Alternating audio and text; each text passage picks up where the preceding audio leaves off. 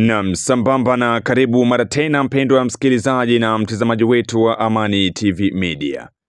Hizi ni habari zetu za asubuhi ya leo, ikiwa ni tarehe 2 mwezi Oktoba mwaka wa 2025. Kutokea mashariki mwa nchi ya Jamhuri ya Demokrasia ya Kongo, hii ni Amani TV Media, kituo bora cha matangazo ambacho kinakuletea habari za ukweli na za uhakika kuhusu yote yanayojiri mashariki mwa DRC, lakini pia ulimwengu mzima. Uwali gani mpendwa msikilizaji na mtazamaji wetu popote uliko, matumaini yangu makubwa ni kwamba utakuwa salama usalimini. Ninayo furaha tele ya kuweza kukualika katika habari zetu za asubuhi ya leo, ili upate kufahamu yote yanayojiri sehemu mbalimbali mashariki mwa DRC, hususan uko kwenye uwanja wa vita. Ili tuende sambamba mpendwa msikilizaji, na ili uendelee kupata habari zetu za kila saa na kila sekunde, na kusubscribe channel hii, kucomment, lakini pia kusambaza habari zetu kwa walio wengi zaidi, ili na wapate kuzipata kama kawaida. Asubuhi ya leo tunayo mengi mpendwa msikilizaji, takujuza hali halisi ya kile ambacho kinaendelea kwenye uwanja wa vita, lakini pia sehemu mbalimbali. Hivyo nakusihi kuwa nami mwanzo mpaka tamati.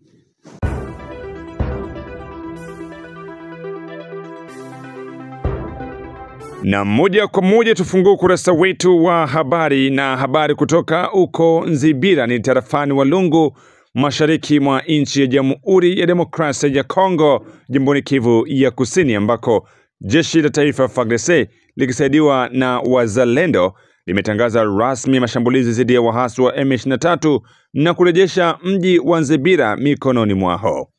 Jeshi hilo la taifa pamoja na wazalendo limezindua mashambulizi ya kujibu tarehe 29 Septemba mwaka wa 2025 kwa lengo la kurejesha udhibiti wa mji wa Nzibira ulioko katika wilayani Walungu, jimboni Kivu ya Kusini.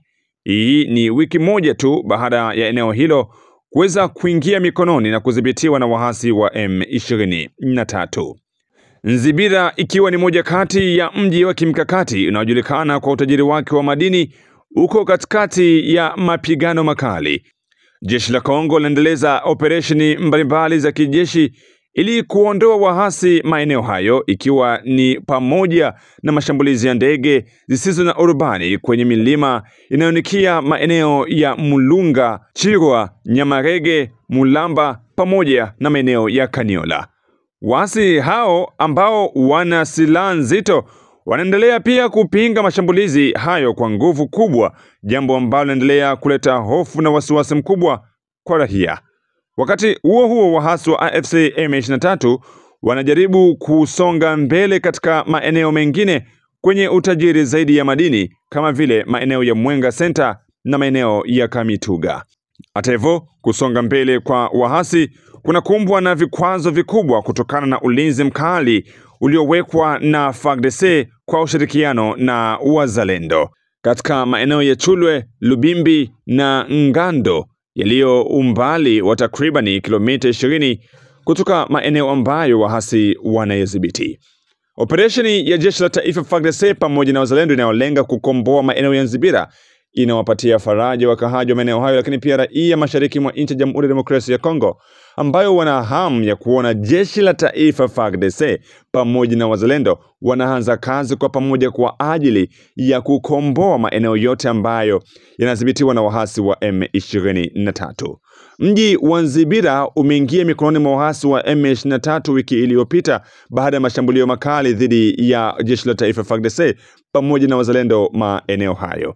Wakati wa jeshi la taifa FARDC inatangaza operation hiyo dhidi ya waasi wa M23 na kukomboa maeneo hayo ya Nzibira, kamanda wa jeshi la kizalendo Mheshimiwa Simba Wankutu Maeshe amewatolea mwito raia wa maeneo hayo kuwa watulivu na kuto kukata tamaa, maana ukombozi wa maeneo hayo tayari umeshakuwa njiani. Ndio papa journaliste, tuko na matumaini kama Nzibira itagombolewa, sababu sisi ni gouvernement na gouvernement haipashi shindwa. Unaona kama wakati wale basi balijitia Nzibira sana, na tulikuwa tunachangana na population yetu, tukaona kama tukisema kabisa seme tubanilie mule sana population itaisha, sababu habana haja ya population. Ndio maana tuliingia pembeni kidogo kwa kusubiri mpango wengine ya gouvernement lakini kwa kweli shie tuko na matumaini kama tutabatosha, sababu tuko force ya kutosha. FARDC na wazalendo tuko tayari kabisa, tutawatosha na population ikuwe sire kama tutatosha ule adui. Asante. Lakini tunasema brema mkwe na morale, mjue kama hakuna kitu shie tuko na matumaini. Tunajua kama inchi ni inchi yetu, ni Kongo yenyewe Mungu alitupatiaka na tutaigomboa. Musidanganywe na adui kusema kama kuko siku yenye hii inchi tageukaka ya Banyarwanda, wala kuko siku yenye tatawaliwaka na Banyarwanda. Hapana, ni inchi yetu. Ole abale benye bako banajidanganya, banaanza jiunga na Banyarwanda, banachukia bandugu yabo, banaanza bauzisha leo, banaanza sema, banaanza onesha mafamilia za bazalendo kufanya vingine. Bale ni bajinga sana, habajue kwenye biko. Bajue kama misio ya Munyarwanda ni kumaliza mkongomani, kumuua muinchi yake kusudi bapande amo bandugu yabo Banyarwanda. Na yeyote mwenyeko anatafuta kujidanganya kusema kama anakuwa pamoja na Munyarwanda, ajue kama kwa muda mchache atajishangaa yeye mwenyewe. Shetu tunajua kama deja tulisha bazingira bote pale kwenye bako, tulisha bazingira, na mtashangaa fe moya itawaka pale Nzibira pale Luntukulu, na mtashangaa nye peke, na tunajiona kuna mwenye na sababu mwenzabo, na bale benye bako wanafanya vile bale bote tulisha bajua. Ni amana sana mujitoshe mwa ile hali, sababu tutawapitisha njia mwana ule mtusi. Asante sana. Na mjua tuweze basababu tuko pamoja na nyie, na tuweze baacha, na tuweze achia Munyarwanda inchi yetu hata siku hata moya, hata empa hatutamwachia. Uvira, kundi la wazalendo la MPDP limefanikiwa kumdhibiti na kumshika mateka mwanajeshi mmoja wa wahasi wa M23 kutoka huko kwenye shamba la vita maeneo ya Kageregere. Akihojiwa na vyombo vya habari, moja kati ya makamanda wa kundi la MPDP ameeleza mwanzo mwisho namna ambavyo walivyomshika mateka huyo. Huyo hapa, msikilize. Huyu ni Murundi ambaye anasema kwamba yeye alikuwa mpishi katika jeshi la Burundi, ila yeye anasema ajui namna alijikuta Kageregere kufo. Atui mtu atatoka Burundi namna gani akaruka nje, alikuja navyo wala alikuja namna gani. La pili akasema kwamba kuna vita alipigana, wenzake wakakufa wengi. Yeye akakuja jikuta tena Kamanyola kwa M23 tena wakati ilideploy Kageregere akajikuta tena Kageregere tena wakati walipigwa na njoo tena walibomoka, na yeye peke akaanza mbio, alikuwa anatafuta kwenye atakimbilia, akakutanana na majeshi za MPDP na njoo akamshika, wakamleta kwenye Merido Uvira, tuko nampeleka kwa secteur, mpeleke kwa TD kwa secteur, kisha njoo watajua kwenye watampeleka kwa Burundi.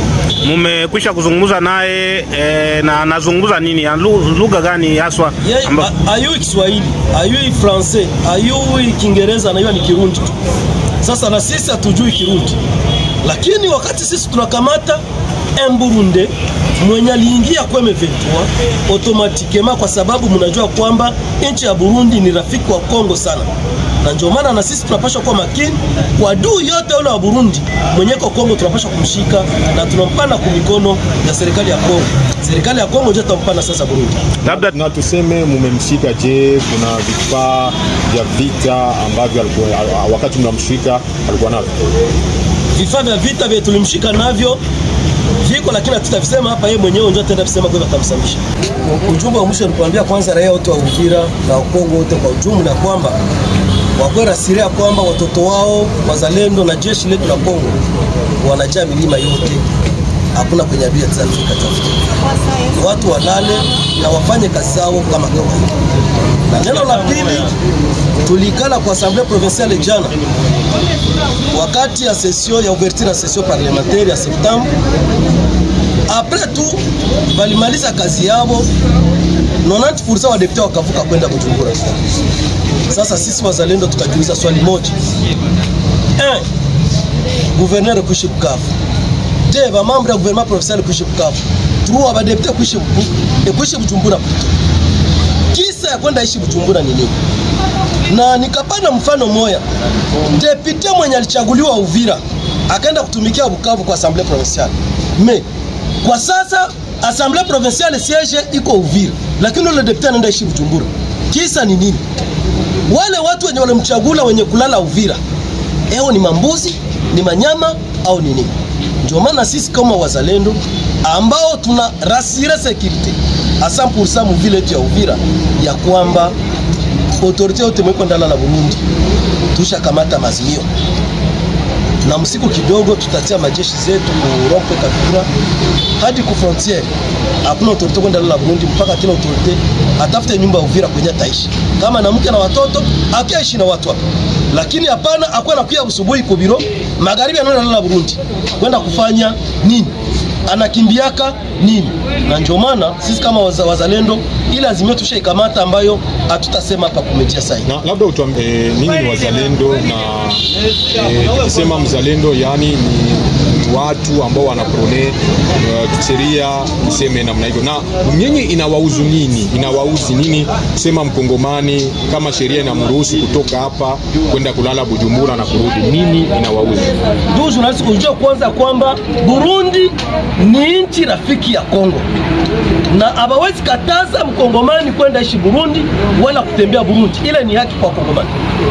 Ila sasa kusema ya kwamba mambo ya gouvernement provincial, ministre provincial akiwa usubuhi kutumika Uvira aende lala Burundi, deputy akiwa kutumika Uvira aende lala Burundi. Sasa wale watu wenye walibapatia ile kazi wanajiuliza wandala la Burundi wanawaacha kwa nini? Hapa Uvira komanda region analala Uvira, komanda secteur anaishi Uvira, komanda ville anaishi hapa Uvira na analalaka Kavivira pale. Sasa wakati wewe gouverneur, ba membre yako ya gouvernement, ba membre de cabinet yenyu, ba deputy provincial kwenda lala Bujumbura, ile inamaanisha nini? Manake piko siri wanayua. Na ndio maana tuko obligé sisi kama wazalendo tulisha rasira security, na tuko nazungumuza namna gani tuko nakataza wengine wazalendo wote kuacha kupiga masasi ovyo ovyo mwingine. Jule masasi njoko natuma watu wa moja wanakimbia na wengine wanapata oga, na ile tayari iko ndio naisha polepole. Lakini kwa wale autorite wote kwenda la Bujumbura tuko na kamata azimio ambayo tutasema, lakini itakuwa ni surprise. Maniema. Mazungumzo yameanza kati ya kundi la wazalendo linaloongozwa na Jenerali aliyejitangaza Bukui na viongozi wa kisiasa na wa kiutawala kwa lengo la kurejesha silaha za jeshi la taifa FARDC zilizochukuliwa na washirika wa kizalendo siku ya Ijumaa na Jumamosi ya wiki iliyopita. Msimamizi wa eneo hilo la Lubutu ambaye ndiye anaongoza mazungumzo hayo amesema kuwa kundi la wazalendo walichukua silaha 9 wakati wa mashambulio dhidi ya wanajeshi wa FARDC maeneo ya Yumbi. Mazungumzo hayo yameshirikisha watu wa idara mbalimbali wakiwemo wabunge, idara ya uhamiaji DGM, meya wa mji mdogo wa Lubutu, viongozi wa kijamii za kirahia, watifu wa maeneo mbalimbali, vijana pamoja na wawakilishi wa jamii za asili. Umoja wa waliokuwepo kwenye kikao hicho alisema sababu ya hasira yao ni kuwasili kwa kamanda mpya msaidizi wa kikosi uko Punia ambao wao hawamtaki. Kuanzia tarehe 26 hadi tarehe 28 Septemba, kundi la wazalendo lilipambana na jeshi la taifa FARDC uko Yumbi katika maeneo ya Punia na Lubutu. Katika mapigano hayo, wanajeshi 3 wa FARDC waliuawa, mmoja kutoka upande wa wazalendo pia aliuawa na kuna majeruhi wengine kadhaa. Kikao hicho kitahakikisha kwamba suluhisho inapatikana baina ya wazalendo dhidi ya jeshi la taifa FARDC ambao waliweza kukwaruzana wiki iliyopita na kusababisha majeruhi lakini pia vifo vya wanajeshi 3. Amesisitiza hivyo mmoja kati ya viongozi aliyoshiriki kwenye kikao hicho.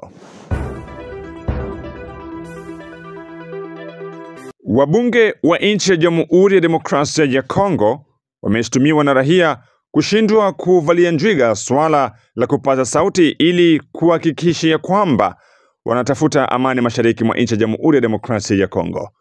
Tunashangaa kuona wabunge tuliowachagua kwa ajili ya kututetea wameenda kutumikia maslahi ya vyama vyao pekee, amesema Mheshimiwa Adolphe, mratibu wa shirika la GPS.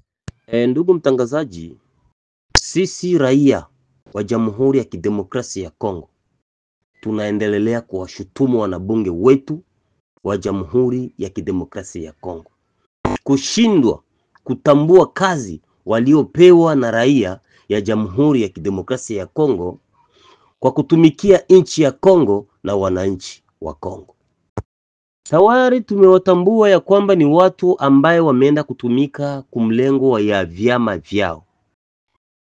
Kumilengo ya vyama vyao. Hawako tena kwa mlengo ya kutumikia nchi na wananchi waliowachagula juu ya kusaidia nchi ya Jamhuri ya Kidemokrasia ya Kongo. Na ndiye maana tukisema tunawahitaji wote wa demisione. Hakuna kazi ambaye wako wanafanya.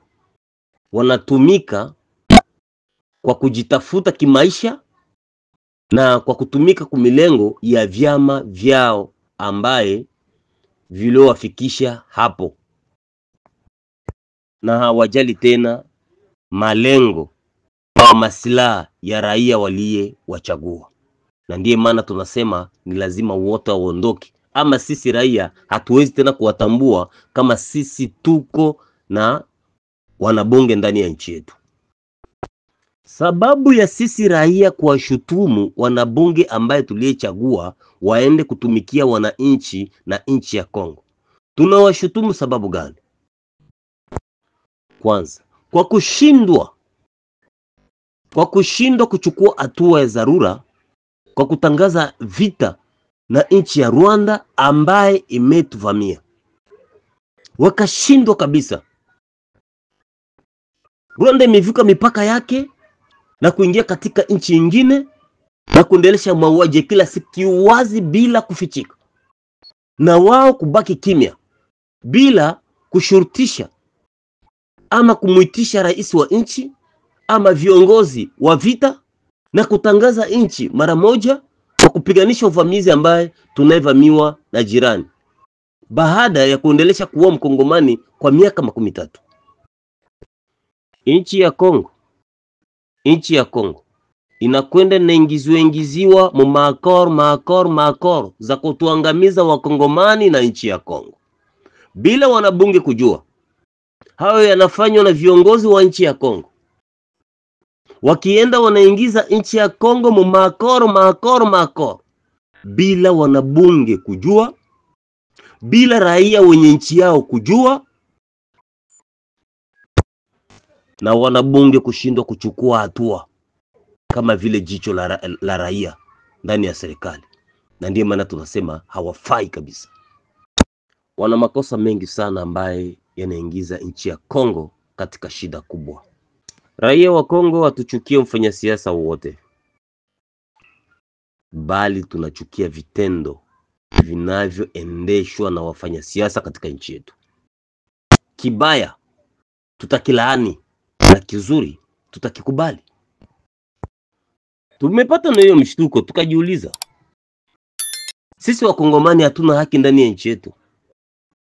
Hiyo force regional ni miungano ya zile nchi ambazo zimevamia Kongo mwaka 1996.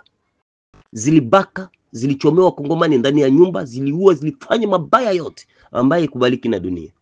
Alafu zinakubaliwa tena ziingie tena ndani ya Kongo. Eti zinakuja kusaidia Kongo. Hiyo inaeleweka, inakubalika. Au wanakuja sasa kumalizia na mkongomani wa mwisho. Hatuhitaji wanabunge wa kusubiria mishahara zao, kusubiria mavantaje zao, kusubiria kitu ambacho wanachojisikia wao ndio wakifanya. Bali sisi tunataka mwanabunge ambaye atakayetembelea kwa mawazo na akili ya raia wa Kongo, kwa sababu sisi raia ndio tumewachagua na kuwapeleka nafasi ile ili waende kutusaidia. Lakini haiko hivyo, imekuwa tofauti kwa sababu ya kutaka intérêt personnel. Tunaomba ndugu zetu wa patriot tufunguke macho ili tujikomboe. Hatuna msaada, sisi ni mayatima, ni lazima tujikomboe kwa hali na mali. Tusiendelee kudanganyiwa na watu wenye akili zao, watu wenye ujanja wao na watu wenye hesabu zao. Tuamshe dhamiri zetu ili tujipiganie sisi wenyewe kama vile gisi wengine wanavyojipigania katika nchi zingine. Asante.